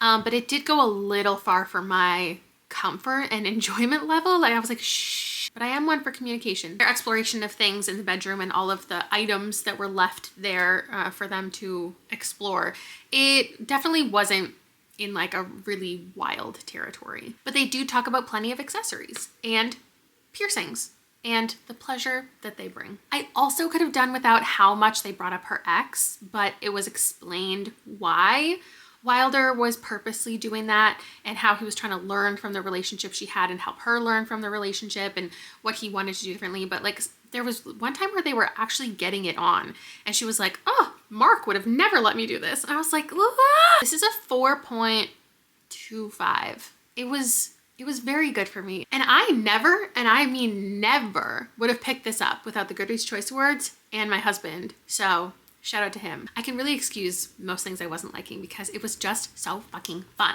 Next prompt is in my inbox. So a book that has been pitched to me. We're gonna do debut. I feel like a lot of these I've seen. This is exciting. I get weekly emails from Readworthy by BookBub. So it seems like all of them have been mentioned in like one of those articles. Okay, with Emily St. James, when I search her name, woodworking comes up from an email from Libro, which I am an affiliate for. So this is advertising the book as something that I might like, but also I've been given a unique link to send out to people to help advertise this book as a part of their marketing for the month. I guess this was a real staff favorite. And that is the only book of all of these debuts that is showing up in a way that's being advertised to me as an influencer as opposed to a reader. This was a really interesting choice for me to go into knowing absolutely nothing. There's nothing on the debut list that I am just chomping at the bit to read. There are things on there that interest me. There are things that don't. So happy to have picked this. I was very worried at the beginning because I don't like teacher-student relationships, like whether it is romantic or in nature or not. Like there's just something about it in books that makes me nervous when it toes the line of like professional boundaries. And so this opens with a trans teen. She is out, people know. In fact, quite a lot of people, not her own family, so there's a struggle we navigate in here regarding that. But quite a few people support her because they're like, you recognize this from a young age. We all see you as a girl. You've always presented yourself that way to us. And so like, you're okay. You're like a safe trans person to us. Meanwhile, there is a trans adult teacher at the school. She is acknowledging her identity and starting to tell other people. And Abigail's one of the first people that she tells because this is the first trans person she's ever met in real life. She's not going out of her way to create this bond. She's not like, oh, this is going to be my best friend, I'm going to learn everything from her. But they do create this dynamic, yet other people still see Erica as a man. And so when they see her hanging out with this teenage girl and they perceive him as a man, they feel a little uncomfortable with it. And they're like, why are you spending so much time with this teacher? But that's a very, very small portion of the plot. It only comes into it occasionally that's even mentioned. And of course, so many queer teens find safety in teachers, especially queer teens. Like there are tons of students who don't feel safe at home for whatever reason. And they have teachers who they feel comfortable with and who keep them alive, who offer them a different type of future. In this case, it's kind of flipped because Erica is the one who needs support and definitely is crossing professional boundaries, like having the phone number of a teenager, a student at your school, and calling each other like for life advice. Regardless, that's a situation we're dropped into. It is a largely uneventful book. There's not a lot happening within the plot. It's more just navigating feelings and relationships. Abigail's parents do not support her, and she is trying to find a safe place to live and exist. And she's finding support in various places. She's not the most likable character, which I love in a book because we need all identities to be represented. You don't have to be the perfect embodiment of an individual to be accepted. She's very confident, and that's why Erica thinks, okay, this is somebody who I can learn from. I was waffling with committing to this, but I feel like as one of the only trans authored books in the Goodreads Choice Awards, like, let's talk about it, especially when trans rights are continuing to be challenged. I think when people talk about, oh, there are too many, coming out books, there are too many of this, I think it's like a silly conversation because maybe it's people who were like just starting to get into the book community, but like we weren't getting books like this 5+ years ago. This is a relatively new concept that trans authors are getting publishing deals where there's 2 trans main characters, where the audiobook narrator is trans, where they get to navigate an experience that isn't just erotica and romance, or isn't just trauma. It's just real life, and it's multiple people navigating things. In fact, we get a third perspective that was really unexpected in here. And I thought it was so interesting to get that. And a lot of what this story is also about, there's this quote that says, your whole life you wanted a place like this. You built the place you always wished you could go, then closed the door behind you. So it's also about selfishness and who you're helping along your own journey and your responsibility to a community. I've got 100 pages to go, and I think this book is really good. Final thoughts. This was really solid, and this is what I've come to expect from the Goodreads Choice Awards, at least this year. I think, like, even if I don't absolutely love a book and give it 5 stars, it's usually a 4, and I can see why it would be in the awards, at least the ones that I've picked up. And I feel like that's a different situation for a lot of people. Like, most people that I've seen do videos around the Goodreads Choice Awards, they've talked about how nothing has gone well for them this year. Like every single year, new releases are getting worse and worse. And I think I would have to interrogate this further and do some stats. Maybe I will at the end of the year of how I rated things. But I'm really happy with all the 4 stars that I've gotten.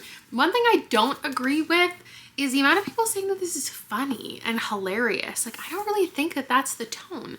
There is an element of it that maybe is what people are talking about that feels, I've never seen Fleabag, but I imagine is the tone of Fleabag or like the vibes, when I think she's just like in an environment, but she also is talking directly to the camera without the people around her knowing.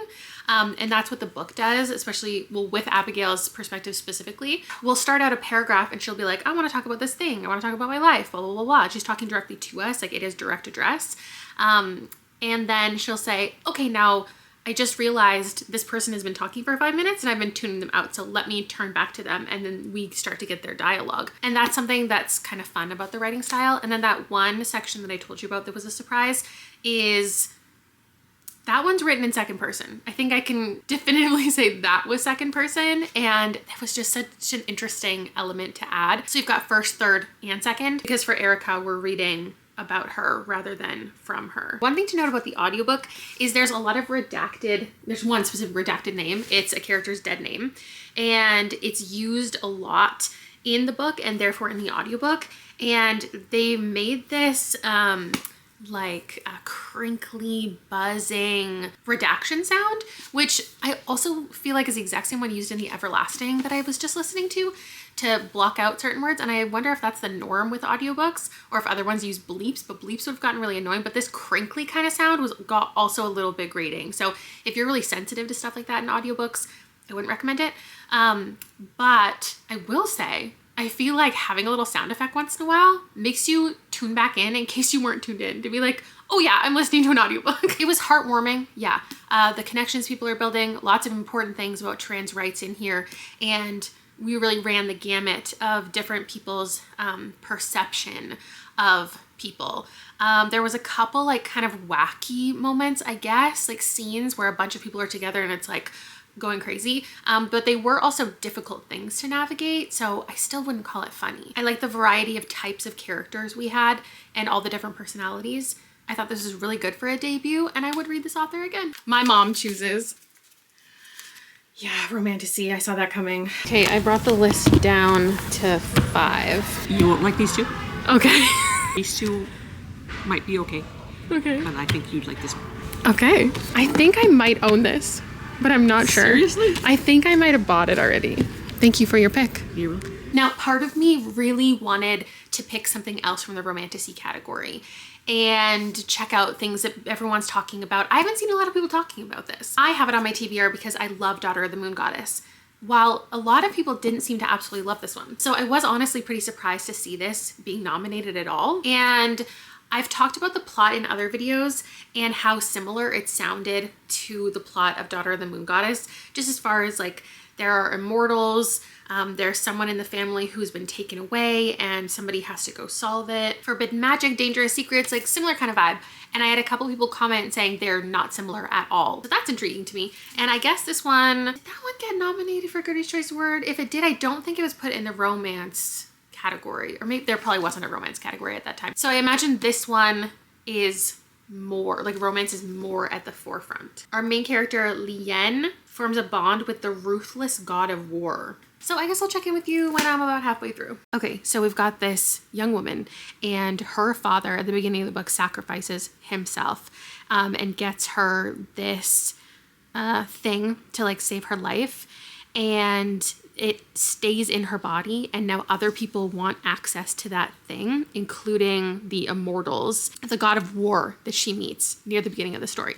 So she's dealing with this trauma because her father sacrificed, like ended his life, and now she has taken the throne, and there's all of these people who like want to become her partner, who want to have a powerful heir, and so there's all these people like fighting over her for her power and influence and stuff. And so she goes into the, and also she wants to help her realm, her kingdom, whatever, empire, not be controlled by the immortals anymore, like the gods. So she goes to hang out with the immortals and she like makes this plan of how she's gonna accomplish this thing. And her and the god of war pretty like instantly fall for each other. And I was so confused because I was like, this is supposed to be a romance. And I feel like already, like literally 40 pages in, we've already established like they're both interested in each other. And kind of weird because she judges him and like all of the immortals and the things that they have done that are terrible. And it turns out he's, you know, a more compassionate, kind-hearted person than she could have imagined. And so they're just like kind of in it, but they both want something from one another. Like they're doing it for a reason, but they just also can't help but be attracted to one another. And then at like 100 pages, it kind of flipped and I was like, oh, okay, I get what we're doing. It's not just like a love story, insta love. And now we're back to having a little bit of contentious relationship. And they're kind of on this like adventure together. She's battling a lot of people and things, and he's really powerful and he's really protective over her though, because the thing that her dad gave her that is like inside her body now, other people want access to that thing. So he kind of has to protect her. It's creating a dynamic I like. And I just wasn't sure at the beginning. And she has this one friend who she's pretending to be betrothed to, and he's gonna, like the god of war is kind of jealous over it, which is fun. And then also she says she's going to put on this like competition for who is going to marry her because she doesn't want anyone to. She wants to just like, she's very strong, a very strong-willed character, very strong in her convictions. She doesn't want to be married, but that's the expectation of her. And so she's like, oh, I'll put on a competition and all these suitors can come and whatever, but it's going to be a fight to the death. And that's her way of creating a situation in which not very many people would apply necessarily because they're not actually willing to sacrifice their lives or go into it that way. And I think that's pretty smart. I don't know if that is actually going to come to fruition, if we're going to see any type of competition. But I liked that she was creating this like fake relationship and this plan. Like she's very conniving and intelligent, and I'm interested now. Halfway through, like I like what we're doing. I like where it's going. I was a little scared at the beginning. Hello, still me in my cozy blanket. I can't believe I'm almost done this video. And I feel like with every day that goes on, I'm losing the will to continue just a little bit. I have nothing bad to say about like so many of these books. I'm so glad that I did this. Yet again, I have another 4-star. I really appreciate what this is. And I was thinking about what I wanted to say about it. And the thing that I want to say the most has nothing to do with the book, but like my hopes for Sue Lynn Tan. Like what she writes next, because I like the relationship she creates. And I think that she just loves her characters and she wants them to like hang out and be together. But I need more attention so bad. And she creates the tension with the other stuff, the stuff that's surrounding them. The external forces are the tension. And I want to appreciate it. But I really want the tension to be within the relationship, and I hope that she gives me that with a future book. I like the political maneuvering, and I think that she balanced it well with the romance, but there were a couple ideas introduced in here that could have made the book really fun, and it didn't do that. And that's kind of the tone that I want, because she does like cozier stuff, but I want her to go in like a fun direction. And then the romance can be like the intensity and the tension and the yearning. Like I want yearning, because they really are spending a lot of time together and thinking about each other and talking to each other. And like everything's kind of just chill between them. And I do like that. But I feel like she could give me, because I already love the characters, the like desire that I wish that I was reading today. What's fun about this book is it's kind of forbidden. Like when you think about it, it's a mortal and an immortal and a god and a human, but they're also kind of meant to be in a cute way. And as the book unfolds, you understand even more about how and why it started the way that it did. And I love that she pulled off some, not twists, but like just explanations of things. I was like, oh, I like that. My brain is probably not fully turned on to tell you any more of the plot. I don't think you need to know. This is a good, solid romantasy. I am surprised by some of the standalones that ended up in the category, because I just feel like there's 20 new romantasies coming out every single week that I've never heard of and I have no idea what they are. And I just see TikTok after TikTok about them. And so I figured that romantasy this year was going to be really overwhelmingly series. And like it is, but I kind of expected there to be no standalone romantasy at this point. So the ones that were in there, it's cool to see. But yeah, I am kind of surprised that enough people had so much passion for this. I always planned to read it. I'm glad that I did. I have another 4-star, and we have one book to go. 1-star review, where I, bring the list from maybe 20 to 10 of ones I actually want to read. And then I read 1-star reviews and I let that convince me like which one would actually be for me. I'm going to do, memoir for this one. And I suppose the 1-star reviews maybe could help me figure out which ones are, written in a way that I might not like. I found it a boring and repetitive rambling about a hare and her anxious worries. Would be better suited as a video documentary. There are only so many times you can read a description of a hare hopping and looking around. I was not able to finish the book. That one doesn't actually turn me off because I tend to like repetitive storytelling more so than other people. Memoir might have not been the most interesting way to end this, especially because I'm actually checking in with you after I've already finished the book, because the audiobook only took me 2 hours to listen to, and it just was over so quickly, and I was left with like, okay. Kind of reminded me of my experience reading The Service Berry, where it was like, all of these things are great to say. We're talking about nature, our relationship with nature, but a lot of it just seems so simplistic that it was like, okay, these are the first time you've ever considered like we should take care of nature. Like that's how it kind of feels. I did make an agreement at the beginning of the year I was not going to rate memoirs, so I guess I'm not going to. But I don't think this was a memoir. At the bookstore, it's shelved as Pets in Nature and Animals. And a memoir is a specific moment of somebody's life. And yes, that is what Chloe Dalton is talking about, is like this one kind of year of her life, taking care of this hare that she found on a trail that was probably like 1 day old, and she didn't know what to do with it. She thought she was doing everything right and taking it in, but not trying to like contact with her her scent or anything, her body. And then she went on to research hares and realized there was really no information about hares. The only things she could find were like the histories of shooting them and recreational hunting. And it was just like every single reference of a hare in literature. It was like Shakespeare said the hares are this. Aesop said hares are this. And I don't see the hare as meek and scared. I actually see her as confident and beautiful. And after I spent this time with her, like I learned, but it wasn't so much about, there was probably one paragraph about her actual learning outside of like just learning about the hares and teaching us about the hares. So it was really a biography of this one hare and how she went on to become a mother and all of like the beautiful things that happened to the hare, and Chloe witnessing that and making like a safe environment for the hare. But it really wasn't about her life at all, besides the one paragraph that was, here's what I've learned from the hare. And it was just, we need to take care of the environment and like care for our young. I don't know. I learned plenty, I guess, of just very simple things like how the hare got its name hare and how it's been misnamed in books as like a rabbit and a jackrabbit, and how those things are different, and why the hair that it grows, like the fur is a certain color in different environments. And some like folklore around hares, how there was one witch in history who they thought the hare was a familiar, how a hare cleans itself and how it's different but similar to a cat at the same time. There was like a whole chapter on that, and how she realized that there was a lot of farm equipment that is dangerous to animals. By the end, she learned perseverance and love. I don't want to like hate on, if you took something away from this book, that's great. I feel like I'd probably give it a 2 because it's not a memoir.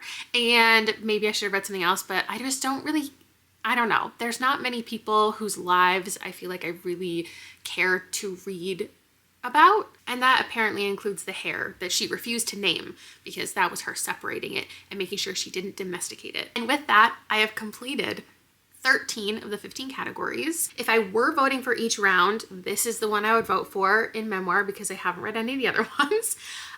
In sci-fi, I read 3. I'd be voting for The Compound. In romantasy, I read 4. I'd be voting for Emily Wilde, I guess. 3 in romance, I would be voting for Till Summer Do Us Part, so that makes this video completely worth it just there. 3 nonfiction, I'd be voting for One Day Everyone Will Always Be Against This. I'd be voting for Vera Wong as it's the only read from that category. I read 12 horror and I refuse to choose between Alba Diaz and Immaculate Conception. They're both 4.5s, so I don't really know. I would be thrilled to vote for Jane Austen's Bookshelf and History and Biography if it's the only one I read. Like, that also made this video totally worth it. I'd be voting for Wild Dark Shore, so that hasn't been changed in fiction, though I've now read 3 from the category. But the correspondent, it does get my vote in audiobook. I've read 6 in fantasy. I would be voting for The Raven Scholar, that hasn't changed, and Woodworking as my favorite debut. I've also read, outside of these picks, like 60 other 2025 releases that didn't end up in the Choice Awards. So if you want to know like which ones I think are worth reading or ones that I enjoyed the most, then I will leave them up kind of by category, like horror, nonfiction, mystery. Not ones that I think should have been in the Goodreads Choice Awards because obviously it's popularity and like that's what it's for. And so these ones didn't make it because like they weren't as popular, but they are in my heart. Thank you so much for watching. Let me know if I convinced you to read or not read something in this video. And I will see you, I mean, next year, but also like 100 times before then. Bye.